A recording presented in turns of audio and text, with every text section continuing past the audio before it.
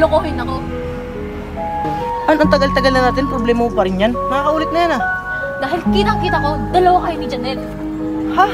Wala, saan ang problema mo dun? Huwag mo pinidinay yung sarili mo. Ha? Dahil kitang-kita sa mukha mo. Basta gusto manahimik ka.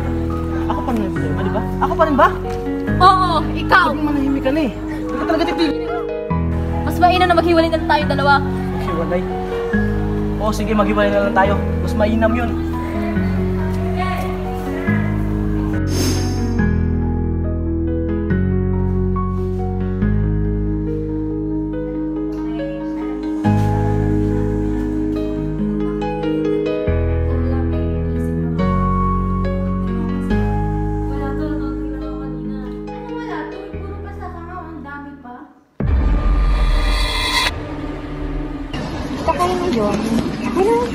Wala na kami.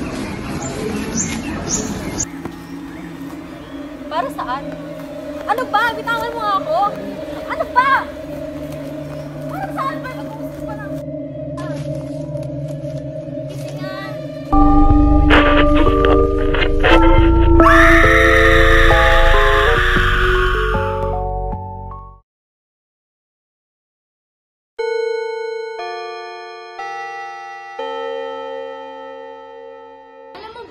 Noong July 2, 2007, may tatlong magkakaibigang namatay dito. At ang kinala nila ay yung boyfriend nito. Talaga? Talaga ba? Oo, totoo pala yun? Guys, may ano? May namatay daw dito. July 2, 2007. Namatay? Sino? Tatlong babae ba yun?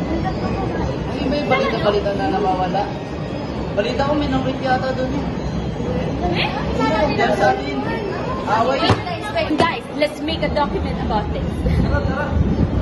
Seryoso ka ba dyan sa sinasabi mo? Masyadong probado yun eh. Nakakatakot nga yun, pero nakaka-excite din. Tara, subukan natin. Oo nga, di ba? Subukan natin. Uy, tara na, buwi na tayo. Sige na, pagpintuhan nyo na takot-tako. Ang creepy naman. Sige, tara.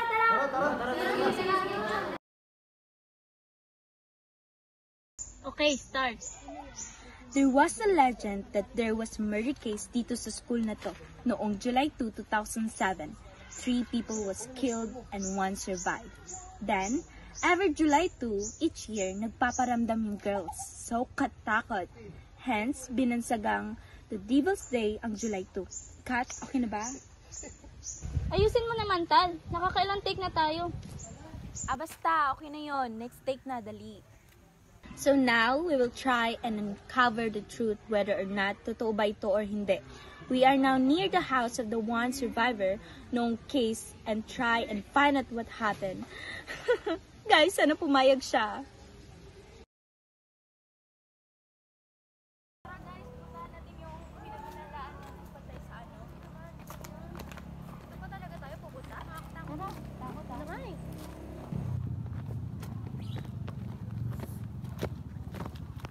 So guys, nandito pa kami sa pinaghinalaan namin na pumatay sa tatlong magkakaibigan noong Holy Ghost 2010. Go. So guys, nandito na po kami. So try natin i-interview yung guy na yun. So katokpin natin. Diba kayo dyan? Makakatakot na.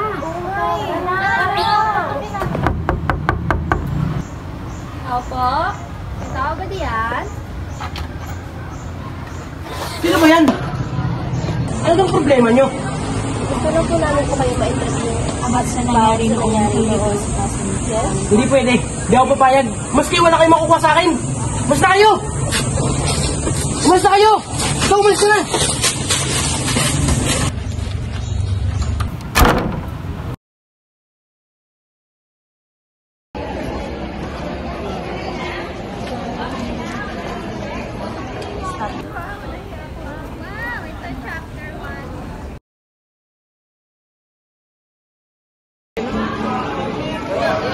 Natin. Wala tayong assignment. By the way, anong gagawin natin sa interview?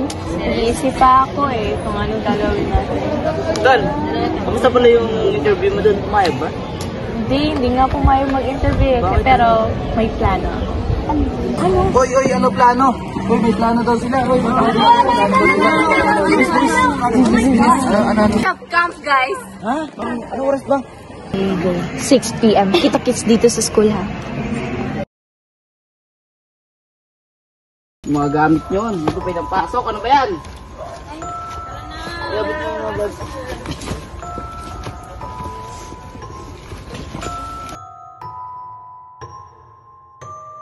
Guys, may nararamdaman ako nakakaiba. Ano naman yan? Ano Huwag ba ka manakot. Buba tayo eh. Tayo na nga ako. Itay ka na dun. Kaya Umaawi na eh. Mahal na sa biyahe. Yucks! Magbukas ka ha. Ay naman si Andy.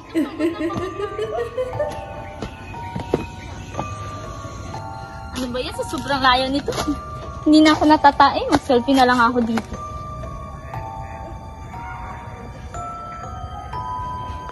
Ang ganda ko talaga. Saan mga kasama mo?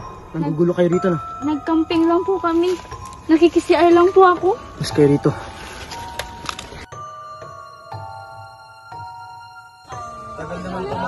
Buhay na pala siya. Ano ba? Tagal mo ah. Guys, si Kuya Mano. Bakit? Sino ba yan? Sino yan? Ilang beses na ako sumasabi sa inyo. Bakit? Ano ba bang problema? Ano ba pakailan mo? Di ba umalis kayo rito? Bakit ba? Sa inyo ba to? Ayoko nga pa pumupunta rito. Bakit nga? Nakailang sabi na ako, di ba? Ano ang pakailan mo? Umalis ka Bitin niya dito. na, umalis kayo rito. Ikaw umalis Ayaw ka na dito. ako dito. Umalis Dapat ka. na yan. Dapat ko namin yan. Huwag umalis. Umalis ka dito. So weird. Taong bundok. Grado ka na. Pabayaan nyo na lang yan, guys. Baho. Baho mo? Ano lang tayo? Apat sa apat. Hoy, weirdo. Matulog na kayo. Gabi na, oh. Mahingi pa kayo. Mukha mo. Tulog na guys. Tulog na ba? Tulog na yung mga weirdo. Good night, good night. Sleep well. Nahihi na ako pare. Jijingle muna ako. Sige, pare. Ingat ka. Naku, dyan pa naman nakita ni Hadul ko yung multo. Takot mo dyan, wala yan. Sige, ikaw bahala. Ako pa. Sumigaw ka na lang kapag may nangyari sa'yo, ha. Uwa. Ingat, pare. Sige. Iyo na.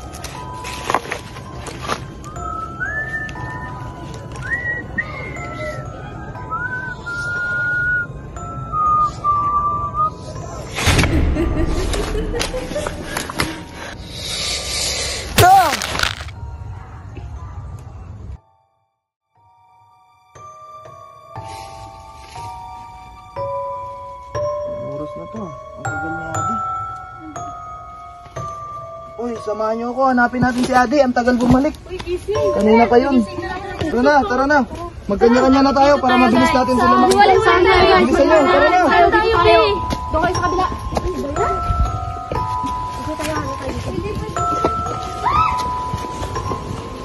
Adi! Adi! Adi!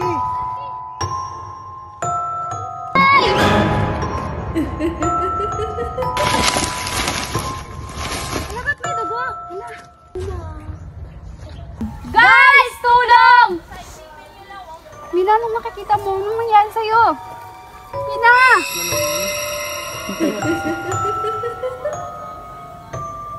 Beb! Beb!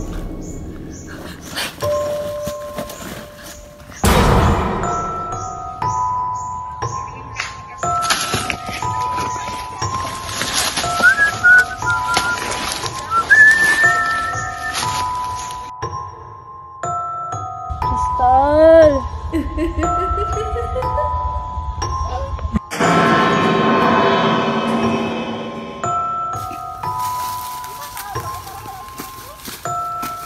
Jillian! Jillian, hintayin mo ako! Bahala ka dyan. Bagal mo. Jillian, tulungan mo ako! Di ako makabangon! Sabi sa'yo, umalis na kayo. Jillian!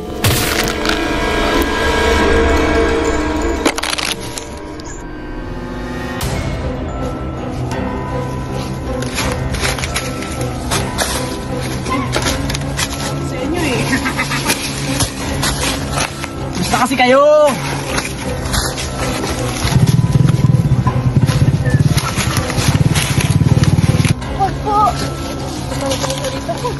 Wala na permission.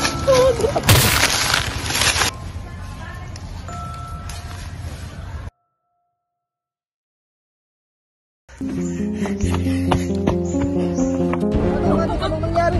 Kumalma ka. Cellphone pumapatay. Totoo ba yan? Sabi ko sa inyo, malis na kayo rito. Totoo ba yan? Ito? Wait. Bakit puro dugo yung kamay mo? Subukan ko tulungan yung mga kasama mo. Nasaan sila? Andun nga sa taas, di ba? Tara na! Bedford, tara na nga. Tumulto na Tara na! Sumama ka na! Huwag kang matakot! Tara na! Tara na! Bumalik ka dito! Tara na!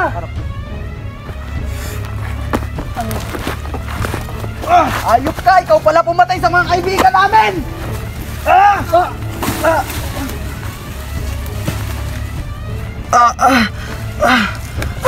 Hayop ka! Laban ka pa sana, di ba?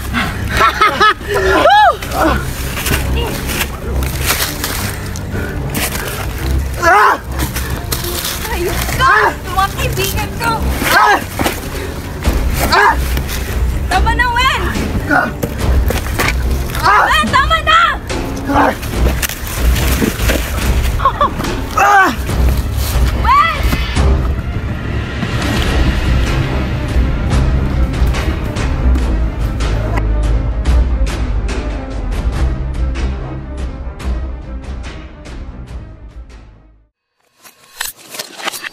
Tawag ng pulis. Ano ba? Bitawan mo nga ako eh! Ayaw mo talaga.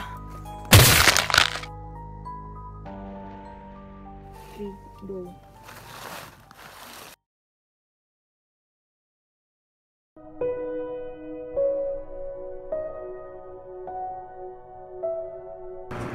Tila ba'y maraming mga taong humihingi ng hustisya dahil sa mga nakaraang alaala na tila ba'y di mabagot sa limot ang sakit at gustong iganti ang mga sarili. Hustisya ang sigaw ng bawat taong nabibiktima ng panghubuli at ng pang-aabuso pananakit.